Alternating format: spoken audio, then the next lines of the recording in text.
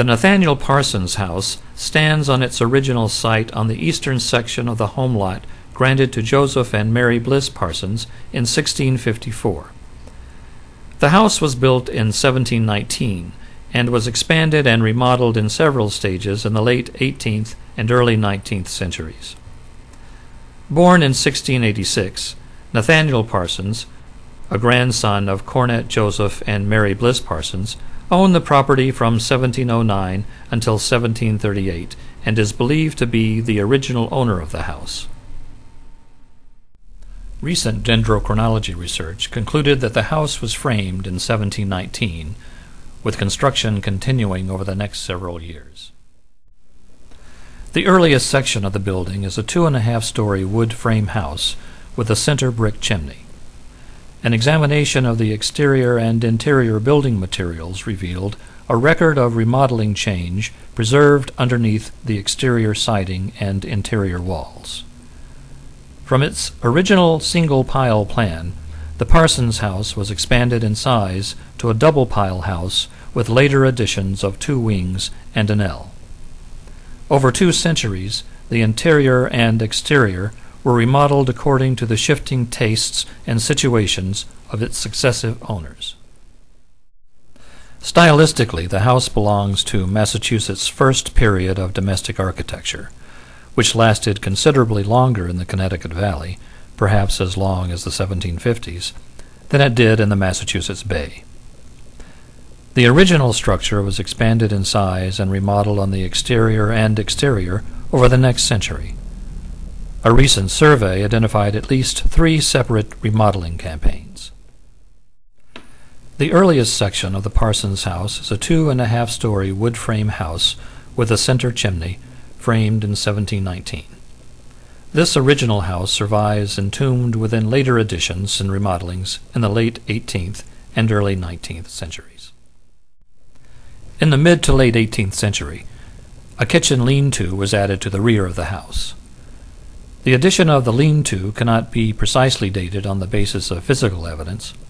It is possible that Nathaniel's widow, Abigail Parsons, took in tenants or boarders, a situation which might have required a second kitchen. The original kitchen continued to serve as such until about 1800, when it was converted to a parlor. A more comprehensive remodeling of the entire house is believed to have begun in the last decade of the 18th century and extended into the early 19th century. A second floor was added to the lean-to in the later 18th century, requiring that the old roof be replaced with one of almost twice its girth. This completed the transformation of the original house from single pile, 1 room deep, to double pile, 2 rooms deep on both stories. In addition, the exterior was entirely resided and the interior rooms were plastered and remodeled. These changes occurred in stages. By about 1830, an L, east wing, and west wing were added to the house. The L and east wing are contemporary. Their chronological relationship to the west wing cannot be determined through physical evidence. This diagram represents the current shape and size of the house. The original 1719 facade was determined to be scored flush boarding discovered underneath the present 19th century era weatherboarding. Small fragments of white paint in the grooves of the door surround indicate that the weatherboarding was painted white at an early date.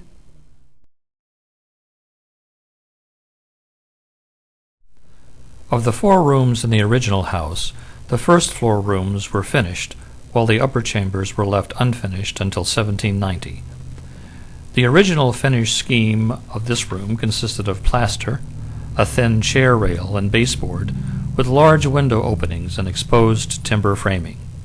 These elements, all progressive features for this period and place, coexisted with diamond-paned casement windows and the exposed chamfered summer beam and ceiling joists.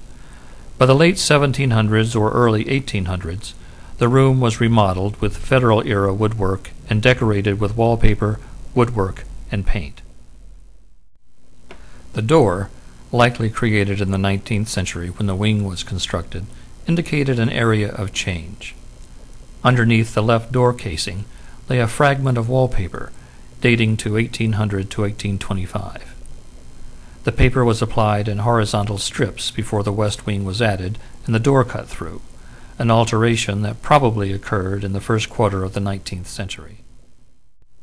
Conservators removed a section of the plaster wall and found underneath an early plaster consisting of irregular riven lath, split directly from the log, and gray plaster with grass as a reinforcement binder.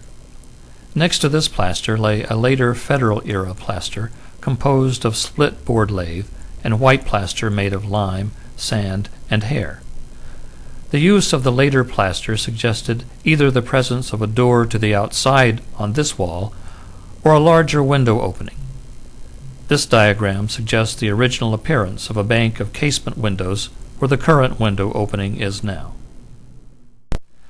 The original summer beam lay encased with boards and a heavy cornice of crown moldings of the Federal period.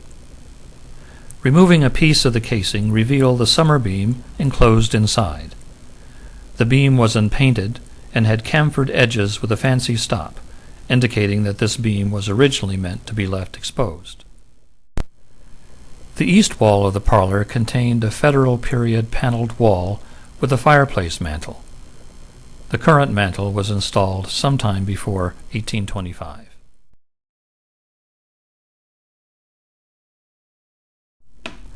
This room is believed to be the kitchen or hall of the original house, based upon fireplace evidence. A cooking oven survives behind the present plastered wall. Between 1795 and 1815, the room was plastered and converted to a parlor. The earliest interior finish of the hall consisted of horizontal molded sheathing, exposed ceiling joists, and smaller window openings, probably of the casement type, as shown in this diagram of the south wall.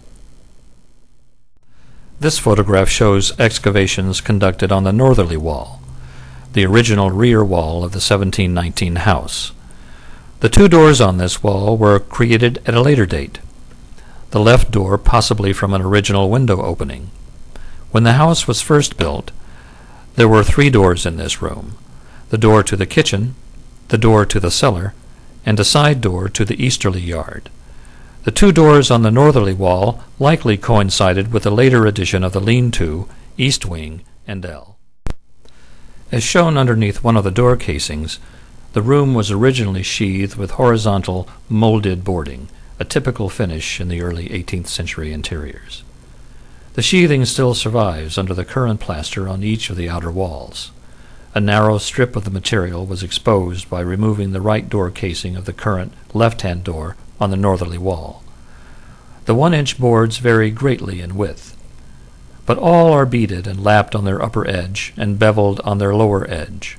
Paint analysis found a highly deteriorated paint layer, possibly yellow in color, covering the boards. Between 1795 and 1815, the kitchen was plastered and converted to a parlor in the Federal period remodeling. 3 additional interior finishes were discovered preserved on the northerly wall. Underneath the kitchen door casing lay a strip of wallpaper extending from the chair rail to the ceiling. The paper is block printed with 4 colors: green, white, and black on a blue field. A fragment of a second wallpaper, a yellow floral and foliate design with a green background, was found behind the door casing leading to the east wing and L. The second wallpaper dates to around 1815. Next to the left-hand door casing, a large piece of the blue wallpaper remained on the wall which was never covered by the green wallpaper. The conservators also noticed that the wainscot in this corner is dissimilar to the wainscot in the rest of the room and likely dates to the mid or late 19th century based on nail evidence. This evidence suggests that a cupboard or similar tall, semi-permanent object stood in this corner at the time the green wallpaper was applied. The conservators found that much of the earliest lathe in this and other rooms is actually broken up window and or door casing stock from the exterior of the original house, providing evidence that the residing of the exterior and plastering of the interior rooms were roughly contemporary projects. The Parsons House was donated to Historic Northampton in 1941.